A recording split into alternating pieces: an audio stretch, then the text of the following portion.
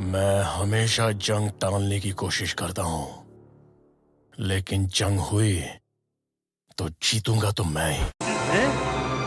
क्या?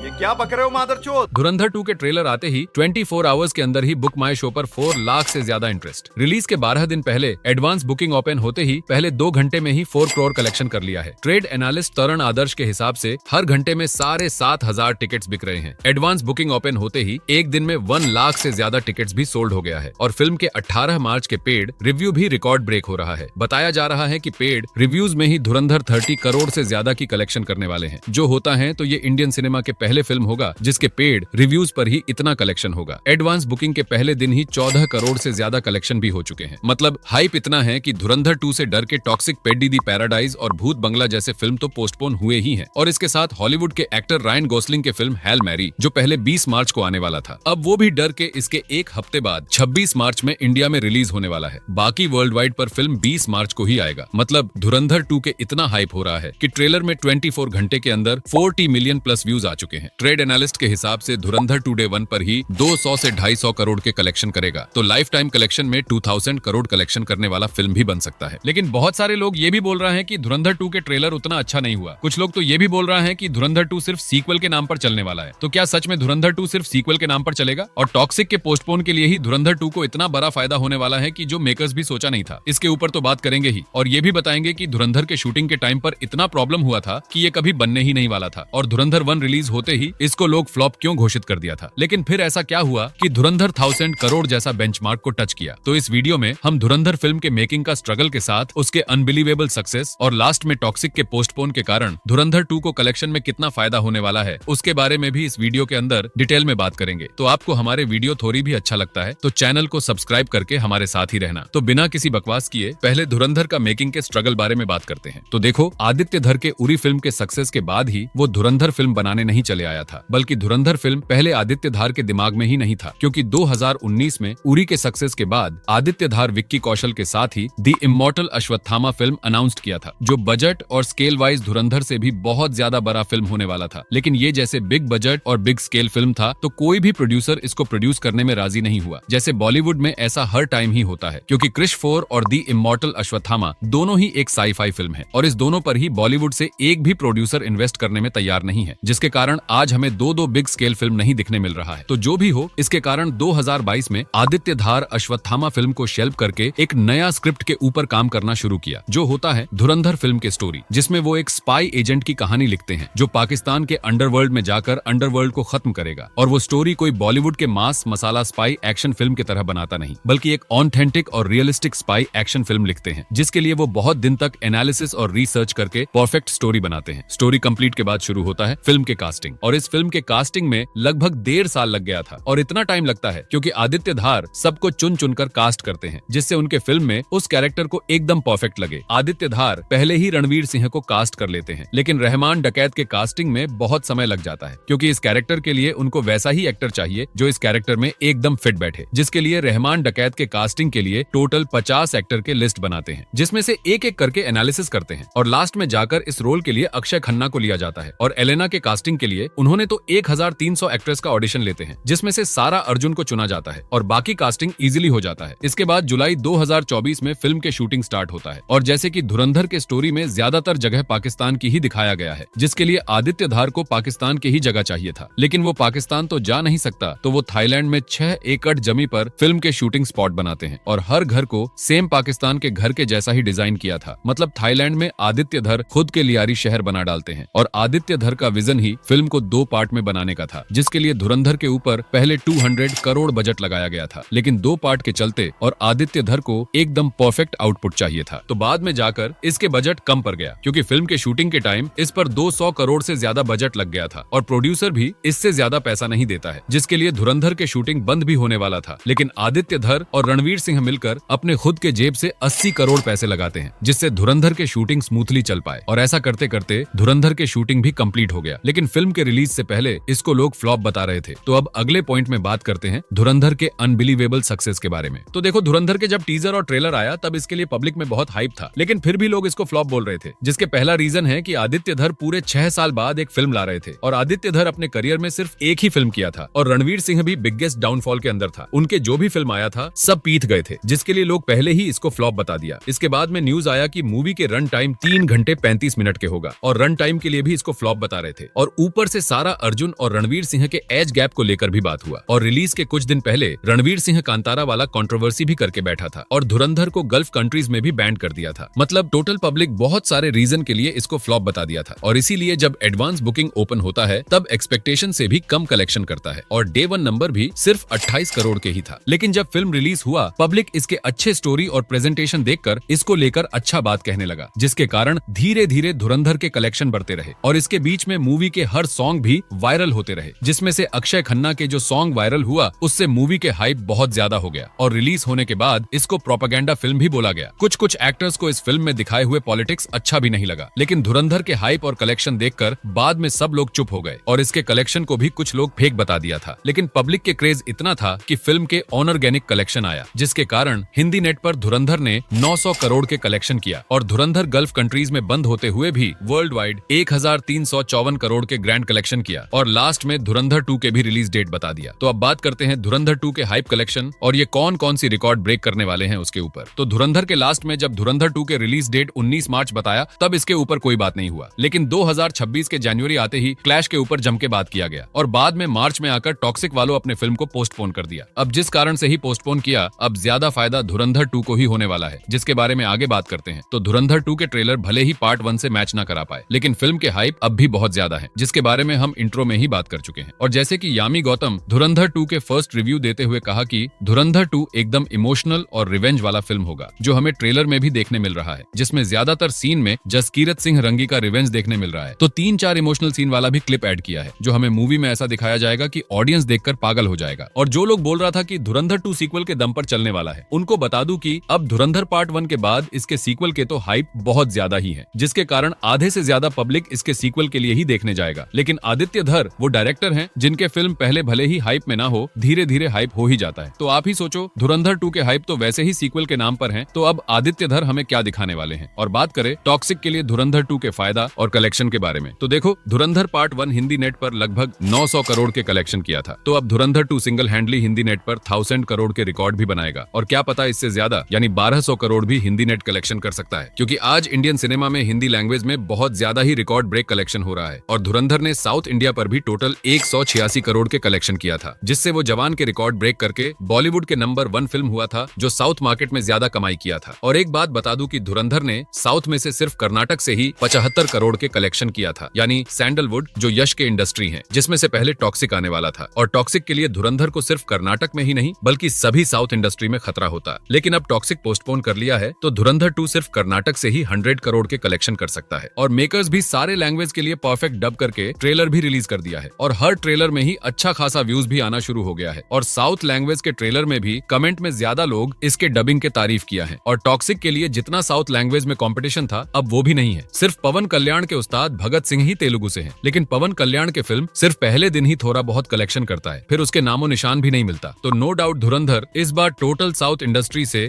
250 से 300 करोड़ कलेक्शन करने वाले हैं और क्या पता इससे ज्यादा भी हो सकते हैं। मतलब सब कुछ ठीक ठाक रहा तो धुरंधर 2 साउथ और हिंदी लैंग्वेज यानी टोटल इंडिया से 1500 करोड़ से ज्यादा के नेट कलेक्शन करने वाला है, यानी टोटल ग्रॉस 1700 करोड़ से ज्यादा होगा। और पिछले पार्ट ओवरसीज में 300 करोड़ कलेक्शन किया था, तो इस बार तो थोड़ा ज्यादा करेगा ही, यानी दंगल के पूरे 10 साल बाद धुरंधर 2 ही 2000 करोड़ के कलेक्शन कर सकते हैं। लेकिन फिल्म से पब्लिक डिसअपॉइंट हो जाता है तो ज्यादा कलेक्शन नहीं होगा। और ऊपर से इस बार ए रेटेड के साथ धुरंधर 2 के रन टाइम भी लगभग 4 घंटे के आसपास है। लेकिन फिर भी मुझे लगता है जैसे धुरंधर 1 एंटरटेन किया है, तो ये भी दुगना एंटरटेनर फिल्म साबित होगा। और मुझे ये भी लगता है कि ये दंगल के रिकॉर्ड भी चूर चूर करके रख देगा। वैसे आपको क्या लगता है धुरंधर 2 क्या दंगल के रिकॉर्ड ब्रेक कर पाएगा? कमेंट में जरूर बताना। तो ये थी धुरंधर पर एक डिटेल वीडियो। आपको ऐसा वीडियो अच्छा लगता है तो चैनल को सब्सक्राइब करना मत भूलना। और आपको कौन सी टॉपिक पर डिटेल वीडियो चाहिए वो भी कमेंट कर सकते हैं। तो मिलते हैं किसी नया वीडियो में, तब तक के लिए आप बॉलीवुड के कॉमेडी कमबैक वाला एनालिसिस वीडियो देखो। Bye bye.